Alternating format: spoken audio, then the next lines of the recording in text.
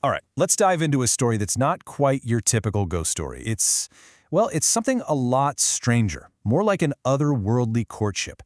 This is a story about an obsession that stretches across years, and it really blurs the line between a haunting and a very deliberate, very ancient pursuit. And right away, we get to the heart of the problem.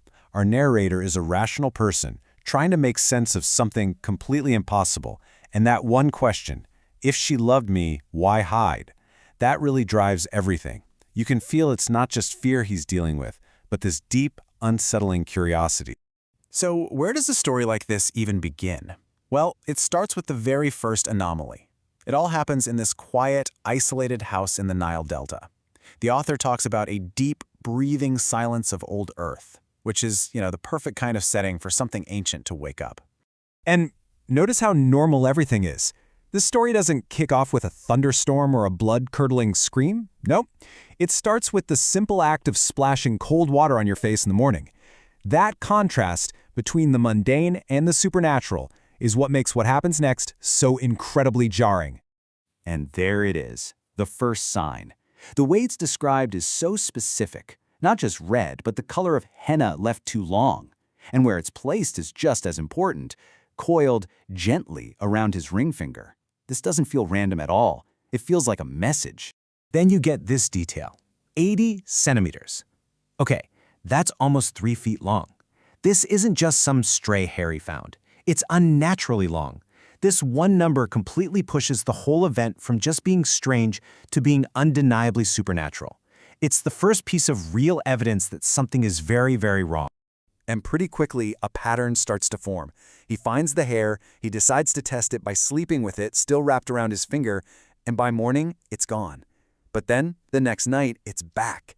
This isn't random. It's a deliberate cycle. It's intelligent. It's like an interaction, a game being played by someone he can't see. Now that single strand of hair, that was just the beginning. From here, the pattern just escalates. It starts to affect his whole life, it draws his family in, and it leaves behind undeniable proof that his supernatural presence is at work here. This is the exact moment the entity gets a name and a motive. And it's his own family, people who are steeped in the old ways, who give a voice to what's happening. They don't think it's a demon or some random spirit. No, it's a queen. And her intention? It's love, or at least a form of possession that looks a lot like. You can see the escalation so clearly here. It starts small, almost subtle, with the hair. Then it gets personal on his wedding night, when his own ring is moved to his wife's finger, a pretty clear act of jealousy. Soon, other people can sense her, and then finally, she makes direct, physical contact. I mean, his mother actually sees a woman with that same fiery red hair. His sisters start smelling these ancient perfumes, lotus and myrrh, things associated with Egyptian royalty, whenever he's around. He even starts to feel like he's living his life in a loop, this constant sense of déjà vu. She is just permeating every single part of his reality. This is the real turning point. Because before this, you could maybe argue it was all in his head, right? A very vivid imagination. But now there is physical proof. 3 pale lines, almost like a signature, etched right into his skin. It's a claim. He's been marked. The game is over. So this physical mark forces his hand. He can't be a passive victim anymore. He needs answers, and that search for answers is going to lead him to a direct and frankly terrifying confrontation with the thing that has been chasing him his entire life. And where does he get these answers? Not from some modern expert, but from an elder, a wise man from Upper Egypt who is connected to ancient knowledge. And his explanation is just profound. She doesn't want to be a ghost, like a faint echo. She wants to manifest as truth, as a physical, real presence in his life.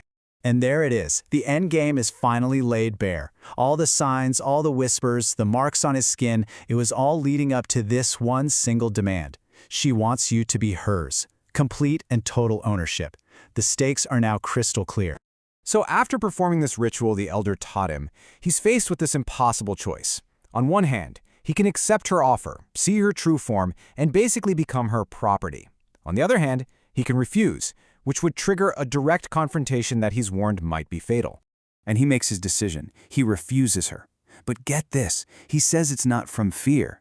It's from this deep, gut-level understanding of just how powerful she is. He realizes that in a real battle of wills between them, he wasn't sure he would be the one to survive. That's just a terrifying moment of clarity. Now, after a refusal like that, you'd think the story is over, right? And for a while, it seems like it is. There's a long period of silence, years, where he thinks he's finally free. But, as we're about to find out, a queen does not take rejection lightly. We're led into this false sense of security. Years go by, he builds a life, he moves on. The whole experience fades, becoming something like a bad dream, a story that happened to someone else a long time ago. It really seems like the threat is gone for good. And then, just like that, the silence shatters. And look how perfectly this mirrors the beginning. The 3 lines are back, a renewed claim. And the red hair returns to his ring finger, described again with those same chilling words. Cool, soft, deliberate. She's back. The game is on again. And this is the final, horrifying twist. Because before, the hair was part of the game. It would appear and disappear. But not this time. This time, it stays. And it doesn't just stay, it grows. The sign is no longer temporary. It's now an active, permanent part of him. And that's where the story leaves us, with this absolutely terrifying question. The game is over. The subtle hints are gone. Her claim on him is now permanent and growing. So, what happens next? What happens when an eternal, unbelievably powerful being is told no, and simply decides she will not be ignored?